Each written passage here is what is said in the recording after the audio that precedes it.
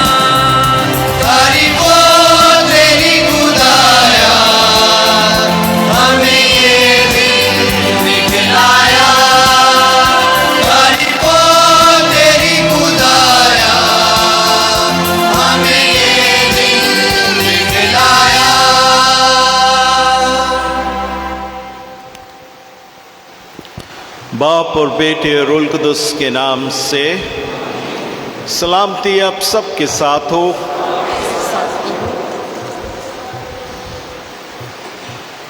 पाक दिल दो अल्फाज का मजमूआ है। पाक यानी इलाही। यसु का दिल खुदा की इलाही ज़ात का अक्कास और तर्जुमान है, और दिल जिसको मुक़द्दस सहाइफ में अक्ल से तशबीह दी गई है, यसु के पाक दिल को यसु की इलाही अक्ल दानाई से मिलाया जाता है।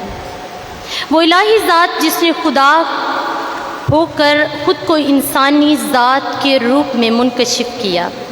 यसु का पाक दिल पाकीज़ा है और वो हम सबको पाकीज़गी की दावत देता है। यसु फरमाते हैं, मुबारक है वो जो पाक दिल हैं, क्योंकि वो खुदा को देखेंगे। यसु मसीह का पाक दिल खुदा की इंसानियत यानी हम सब के लिए लामहदूद और पुरजोश मोहब्बत की अलामत है। अक़दस दिल यसु मसीह की दोनों फितरतों, मुकम्मल खुदा और मुकम्मल इंसान की याद दिलाता है।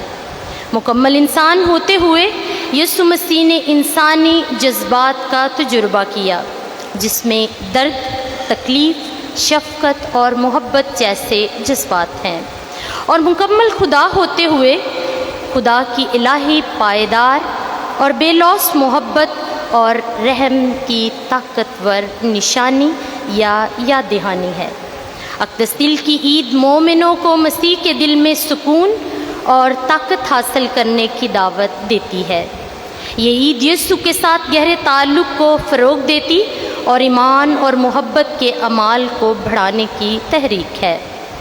अक़दस दिल की मोहब्बत हमें दूसरों के साथ मोहब्बत और हमदर्दी में बढ़ने की तरगीब देती है। मुक़द्दस दिल के लिए अक़ीदत हमें यीशु जैसे दिलों को परवान चढ़ाने की तरफ माइल करती है। ऐसे दिल जो खिदमत करने, मुआफ़ करने और गैर मशरूत मोहब्बत करने के लिए तैयार हों। इस ईद को मनाते हुए आए दुआ करें कि हम बुनियादी मसीही इक़दार, ईमान और मोहब्बत के मुताबिक अपनी ज़िंदगियाँ बसर करें। तो आए मेरे अज़ीज़ो, इस बात के शुरू में गुनहगार होने का इकरार करें ताकि वाजिब तौर पर पाक रस्में अदा कर सके।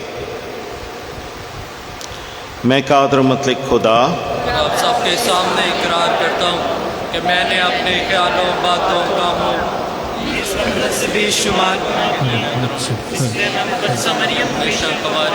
सब फरिश्तों और मुकद्दसों और आप सबसे इल्तिमास करता हूँ कि खुदा हमारे खुदा से मेरे Yeah.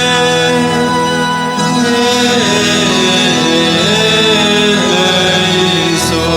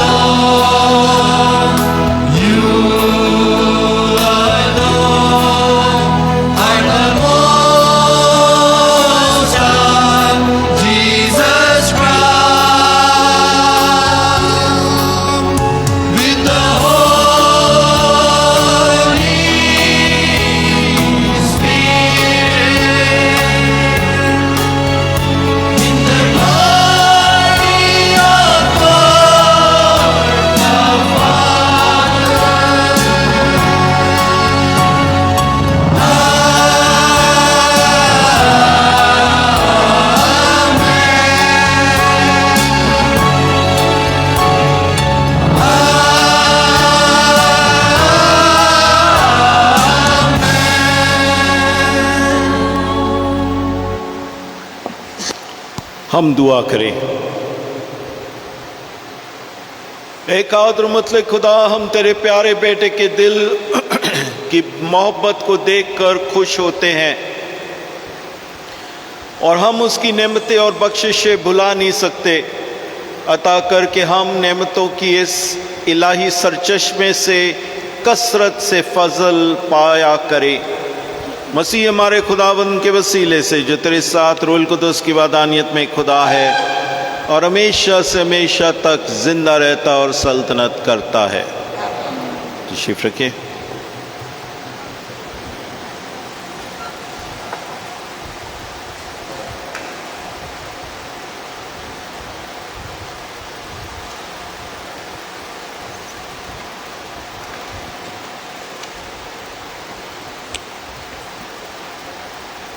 कलाम मुक़द्दस में से आज की पहली तलावत हिस्कियाल नबी की किताब उसके 34वें बाब की 11वीं आयत में से बयान।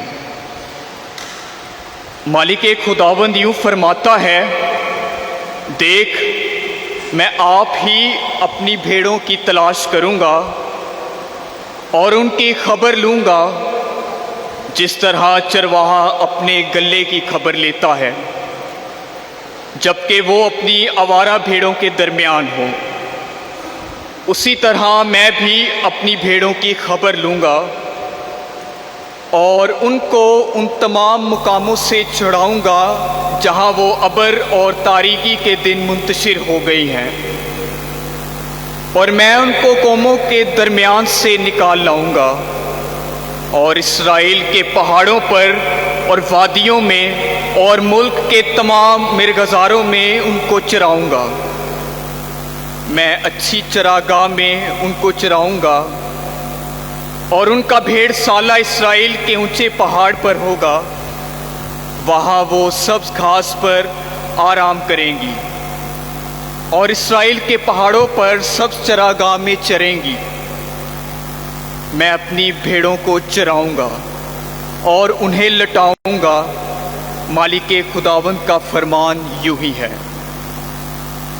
तब मैं अपनी खोई हुई को ढूंढूंगा और हांकी हुई को वापस लाऊंगा और टूटी हुई को बांधूंगा और कमज़ोर को ताकत दूंगा और मजबूत की हिफाजत करूंगा। मैं उनका हकीकी चरवाहा हूँ। पाक कलाम के पढ़े और सुने जाने पर खुदा की बरकत हो।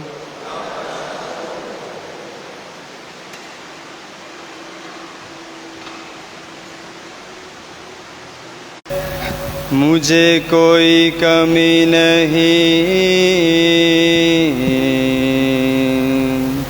मुझे कोई कमी नहीं। खुदावंद मेरा चौपाल है, मुझे कोई कमी नहीं, कमी नहीं।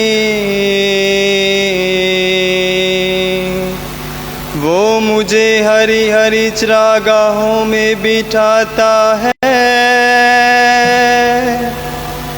वो मुझे राहत की नदियों के पास ले जाता है। वो मेरी जान को बहाल करता है।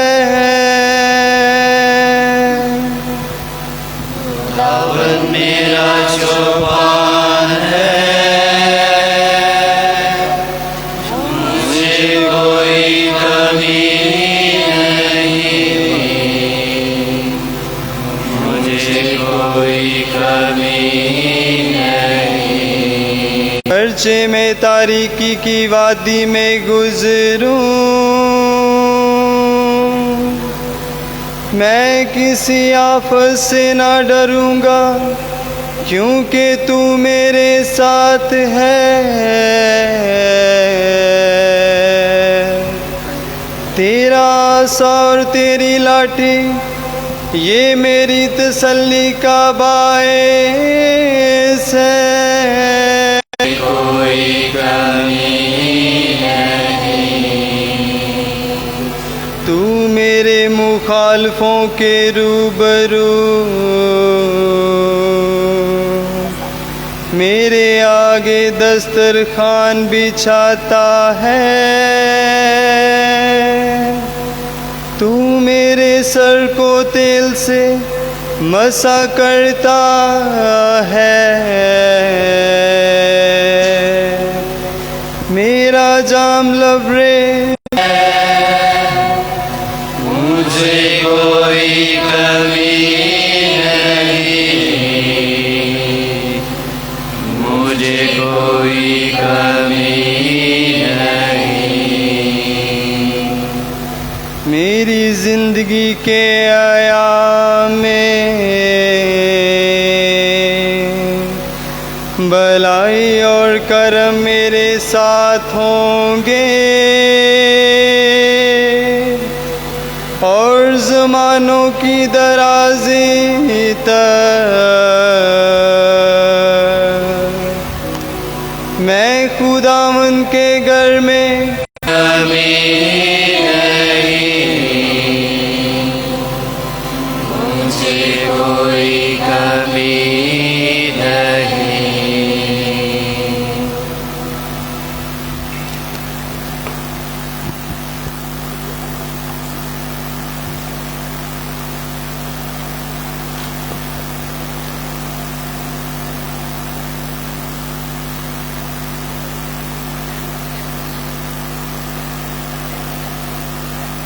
खुदा 5वें बाब से। जो रूह उल कुदूस हमें बख्शा गया है, उसी के वसीले से खुदा की मोहब्बत हमारे दिलों में औंडेली गई है, क्योंकि जब हम हनूस कमज़ोर ही थे तो मसीह ऐन वक्त पर बेदीनों की खातिर मरी है कि जब हम हनूस गुनाहगार ही थे तो मसीह हमारी खातिर मुआ।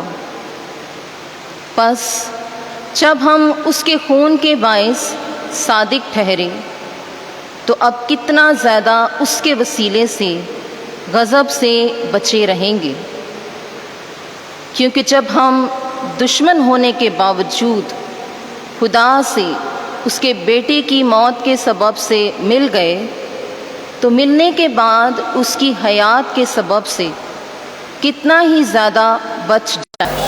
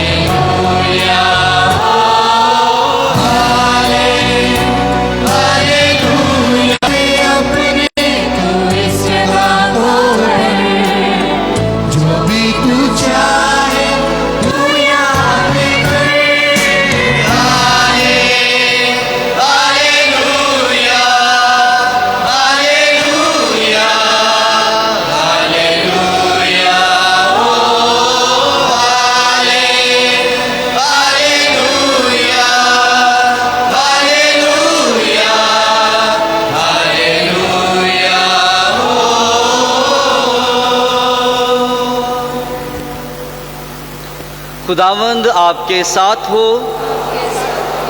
खुदावंद यीशु मसीह की पाक इंजील मुकद्दस लूका के मुताबिक है। खुदावंद तेरी तस्दीक हो।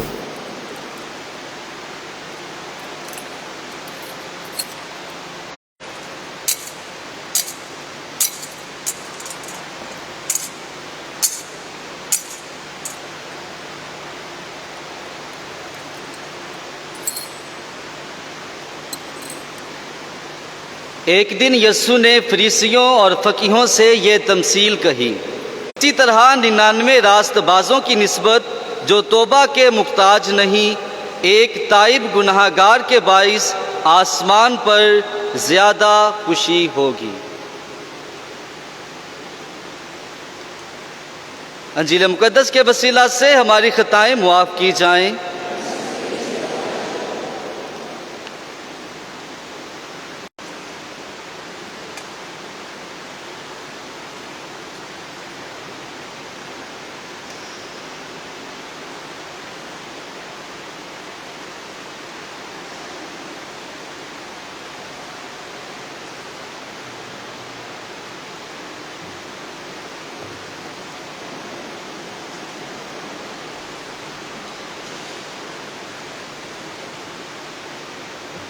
मसीह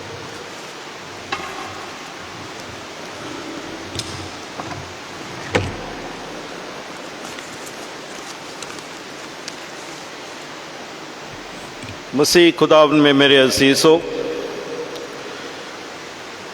मैं आज की इबादत की शुरुआत में आप सबको आज यीशु मसीह के अक़दस दिल की ईद के मौके पर सबको मुबारकबाद देना चाहता हूँ।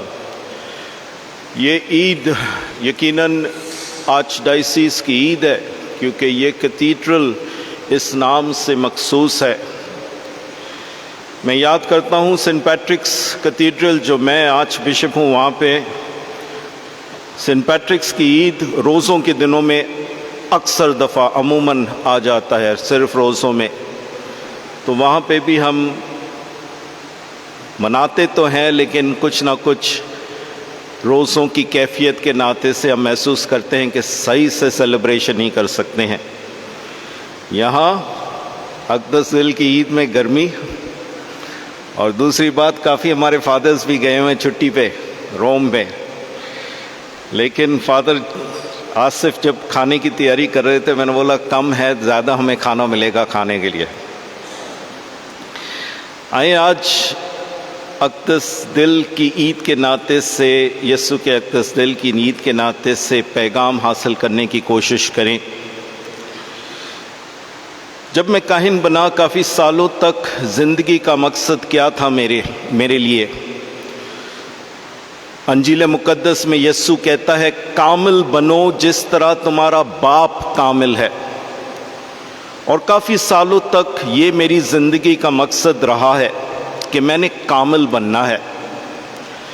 लेकिन तकरीबन 2 साल हो चुके हैं, 2-3 साल हो चुके हैं जब मेरी इस सोच में तब्दीली आई।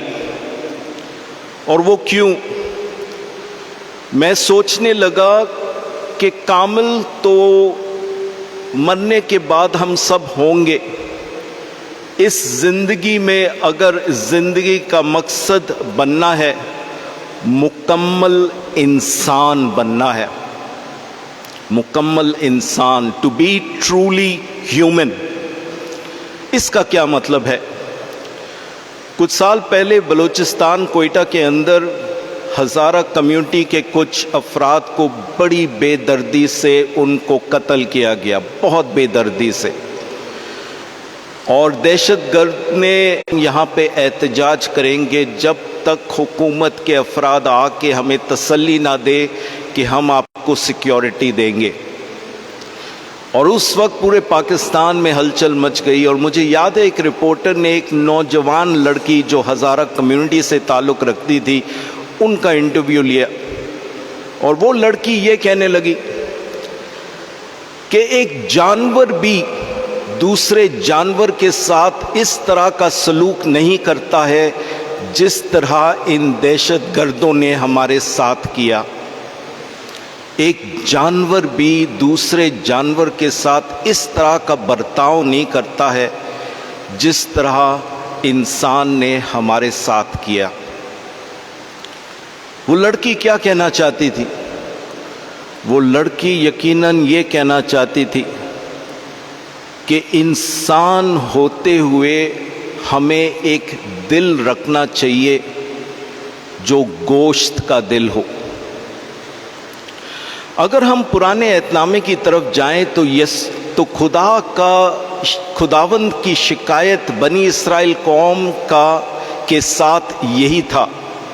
बार बार ये लफ्ज़ बनी इसराइल कौम के साथ ये लगता है कि ये एक सख्त दिल कौम है, हार्ड हार्टेड रेस, हार्ड, और उन्हें गोश्त का दिल दूंगा।